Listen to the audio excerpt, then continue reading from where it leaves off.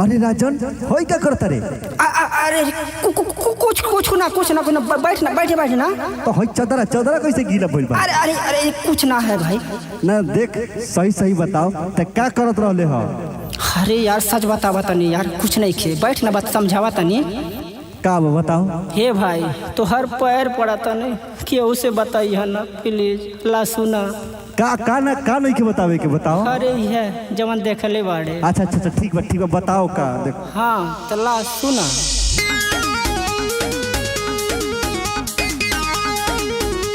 कमर कम जोड़ होई दावा बेटाई, रिया स्टूडियो दिल्ली।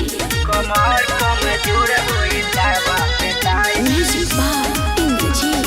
दावा बेटाई अभी मवाया बोलिया सबका के आई। बड़ी टेंशन के बात नहीं लड़की भेटत, बड़ी टेंशन के बात नहीं लड़की भेटत, रोज हथवे से कमवा चलाई। कमर कम जोड़ होई दावा बेटाई, हकीमवा या मौलविया तब कामे आई। कमर कम जोड़ होई दावा बेटाई, हकीमवा या मौलविया तब कामे आई। कमर कम जोड़ होई दावा बेटाई, कमर कम जोड़ होई दावा बेटाई अभी मवाया बोलिया सबका के आई। सब लइकन के निमन माल हो, कौनो कमर धरे कौनो छुए गाल हो।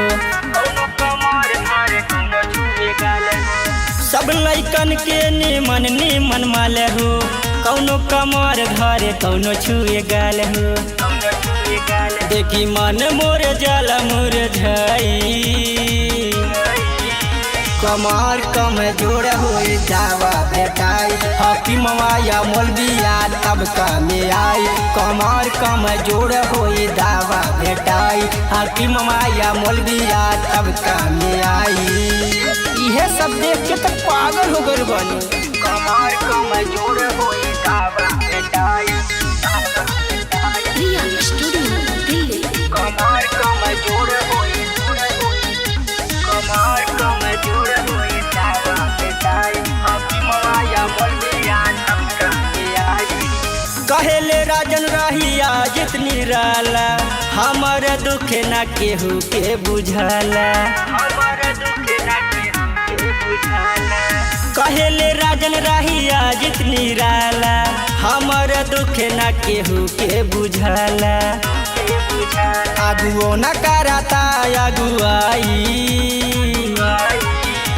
कमर कम जोड़ होई दावा बेटाई, हकीमवा या मौलविया तब कामे आई। कमर कम जोड़ होई दावा बेटाई, हकीमवा या मौलविया तब कामे आई।